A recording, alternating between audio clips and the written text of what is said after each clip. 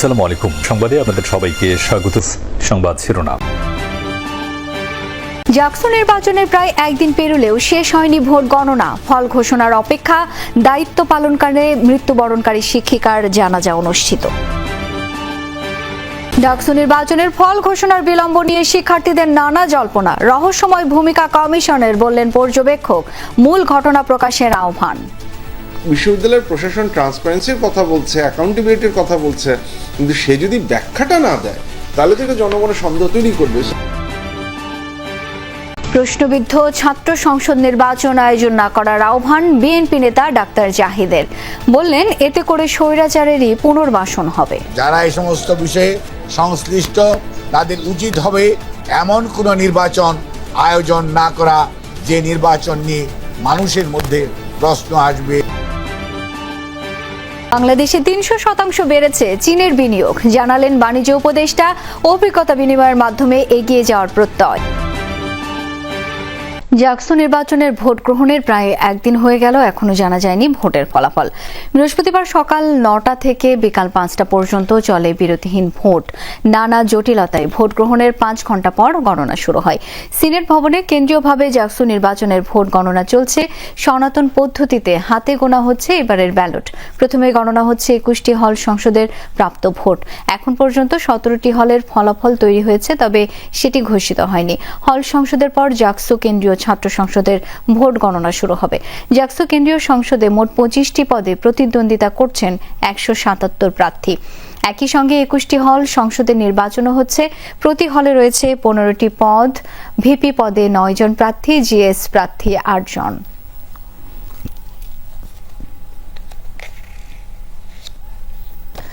দর্শক, এ পর্যায়ে যেতে চাই সিনেট ভবনে। সেখানে রয়েছেন সহকর্মী রিয়াজ রায়হান। রিয়াজ, এখন পর্যন্ত কয়টি হলের ভোট গণনা শেষ হলো? কখন নাগাদ ঘোষিত হতে পারে ফলাফল?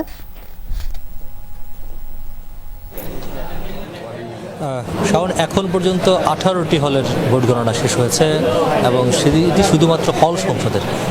21টি হল রয়েছে, 21টি হলের মধ্যে 18টি হল শেষ হয়েছে। 3টি হলের দুপুর 2টা থেকে শুরু হওয়ার কথা রয়েছে, কারণ 1টা থেকে 2টা পর্যন্ত বিরতি ছিল নামাজ এবং খাবারের। তো সব মিলিয়ে কিছুক্ষণ পরে হয়তো বাকি যে 3টি হল রয়েছে, তাজউদ্দিন আহমেদ হল, তারামন বিবি হল এবং প্রীতিলতা হল। আপনি জানেন নিশ্চয়ই যে প্রীতিলতা হল এই নির্বাচনের দায়িত্ব পালন করতে সেই প্রীতিলতা হলের একজন কর্মকর্তা পলি গেছেন এবং যিনি একই সঙ্গে চারুকলা বিভাগের সহকারী অধ্যাপক জাহানারা পারভিন, তিনি জান্নাতুল ফেরদৌস, তিনি ইন্তেকাল করেছেন। তার নামাজে জানাজা কিছুক্ষণ আগে অনুষ্ঠিত হয়েছে জাহাঙ্গীরনগর বিশ্ববিদ্যালয়ে। তো সেই কারণে মূলত সেই হলটির গণনা করা হয়নি এবং 3টি হল বাকি ছিল। এই 3টি হল সংসদ শেষ হওয়ার পরেই তারপর তারা আশা করছেন অন্তত 3টা থেকে 3:30টার মধ্যে কেন্দ্রীয় যে সংসদ রয়েছে, কেন্দ্রীয় সংসদের যে ভোট গ্রহণ, ভোট গণনা সেটি শুরু করবেন। অর্থাৎ কেন্দ্রীয় সংসদে যদি শুরু করেন, অন্তত আমরা যদি ধরেও নেই 4টার মধ্যে যদি তারা শুরু করতে পারেন, তাহলে 21টি হলের আবার যে 25টি পদে 177 জন প্রার্থী প্রতিদ্বন্দ্বিতা করেছেন তাদের বিপরীতে যে ভোটগুলো পড়েছে, অর্থাৎ সেই শিক্ষার্থীরা যারা ভোট দিয়েছেন, সেই ভোট গণনা শেষ হতে অন্তত 4 থেকে 5 ঘন্টা সময় লাগতে পারে। ডাকসু নির্বাচনের ফলাফল ঘোষণায় বিলম্ব নিয়ে প্রশ্ন জেগেছে অনেকের মনে। শিক্ষার্থীদের অনেকে বলছেন সংঘাত এড়াতেই এই সিদ্ধান্ত, কেউ বলছেন বেশি ভোট গণনায় সময়ও লেগেছে বেশি। তবে এই বিষয়ে কথা বলতে রাজি হননি চিফ রিটার্নিং অফিসার।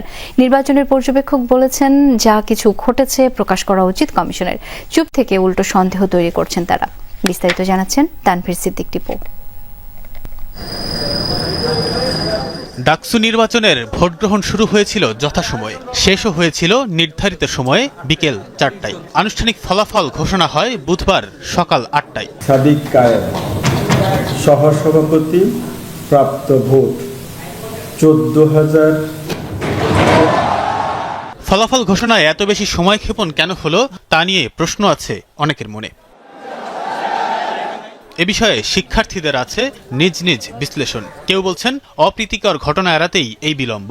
আবার কারো ধারণা কয়েক লক্ষ ভোট গুনতেই কেটে গেছে দীর্ঘ সময়। আমার যেটা মনে হয় প্রশাসন এই বিষয়টাও মাথায় নিছে যে একটু সময় গোড়াক, ক্যান্ডিডেট যারা আছে বা যাদের সমর্থক আছে ওনাদের সমর্থকরা একটু মাথা ঠান্ডা করুক, যাতে করে কোনো ধরনের বিশৃঙ্খলার সৃষ্টি না হয়। অনেক ভোট কাস্ট হয়েছে এবং কাস্ট হওয়ার পর শিক্ষার্থীদের মধ্যে একটা উত্তেজনা, ঢাকা ইউনিভার্সিটিতে একটা টানটান উত্তেজনা তৈরি হয়। কিছু কিছু কেন্দ্রে মেশিনের টেকনিক্যাল প্রবলেম আর একটু ঝামেলা ক্রিয়েট হয়েছিল। হয়তো তারা একটু ভয়ে ছিল যে ফলাফল প্রকাশিত হলে শিক্ষার্থীদের মানে রিয়াকশন কি হবে। ভোট গণনায় দেরি বা বেশ কিছু টুকটাক ঘটনা প্রশ্ন রেখে যায়।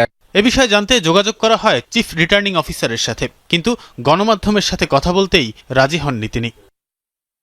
ডাকসু নির্বাচনের এই পর্যবেক্ষক বলছেন, যদি কোনো শঙ্কার জায়গা থেকে ভোট গণনা বিলম্বিত করা হয় সেটি পরিষ্কার করা উচিত কমিশনের। প্রশাসনের মিসম্যানেজমেন্টের কারণে এই যে একদিন ঢুকে গেল, তার পরবর্তীতে একটা যে মানে মারামারির একটা পসিবিলিটি বেড়ে গেল, লোকজন যে জড়ো হলো, সেটার কারণে দলগুলোর সাথে হচ্ছে গিয়ে কথা বলেছে কিনা, সরকারের সাথে কথা বলেছে কিনা, যেটা আমরা নিউজ পেপারে দেখলাম, সেটার কারণে হচ্ছে গিয়ে গণনা একটু ধীরগতি করা হয়েছে কিনা এটা আমরা জানি না। কিন্তু যদি ইভেন সেটাও হয়, আমার মনে হয় সেটাও একটা লেজিটিমেট এক্সকিউজ হতে পারে যে আমরা একটা শঙ্কার মধ্যে পড়েছিলাম, এই কারণে আমরা একটা ধীরে গণনা করেছি, ইতিমধ্যে আমরা চেষ্টা করেছি এই সংঘাতের পরিস্থিতিটাকে কমাতে। যদি সেটাও হয়, সেটাকে অনেস্টলি কনফেস করার মধ্যে তো আমি কোনো সমস্যা দেখছি না।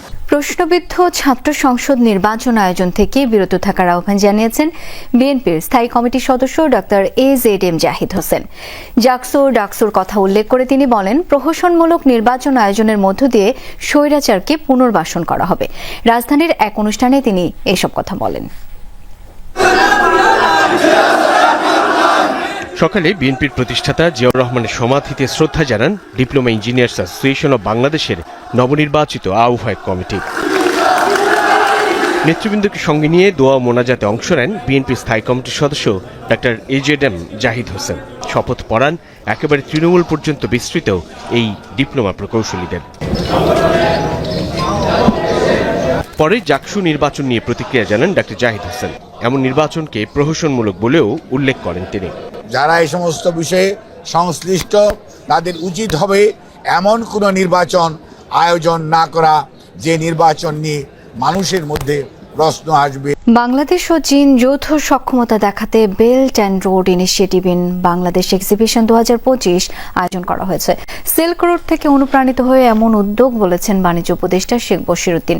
সকালে রাজধানীর ICCB-তে আয়োজিত প্রদর্শনীর উদ্বোধনী অনুষ্ঠানে কথা বলেন তিনি। বাণিজ্য উপদেষ্টা বলেন, তৈরি পোশাক সহ অনেক ক্ষেত্রে এগিয়ে বাংলাদেশ। বাংলাদেশে চীনের বিনিয়োগ 300% বেড়েছে উল্লেখ করে উপদেষ্টা বলেন, নিজেদের দুর্বলতা খুঁজে বের করতে হবে, অভিজ্ঞতা বিনিময়ের মাধ্যমে এগিয়ে যেতে হবে। উৎপাদন ও প্যাকেজিংয়ে চীনের অভিজ্ঞতা কাজে লাগাতে পারলে এগিয়ে যাওয়ার সুযোগ আছে। বশিরউদ্দিন বলেন, বছরে বাংলাদেশের সড়ক দুর্ঘটনায় যে পরিমাণ মানুষ মারা যায় সেটি ভয়াবহ। এক্ষেত্রে সড়ক অবকাঠামো উন্নয়ন ও পরিবহন ব্যবস্থা উন্নত করতে হবে। উপদেষ্টা জানান, ট্যারিফ ইস্যুতে রোববার ঢাকায় আসছে যুক্তরাষ্ট্র সরকারের একটি প্রতিনিধি দল। ট্যারিফের কাঠামোগত রূপ দেওয়ার জন্য তাদের সাথে আলোচনা করা হবে।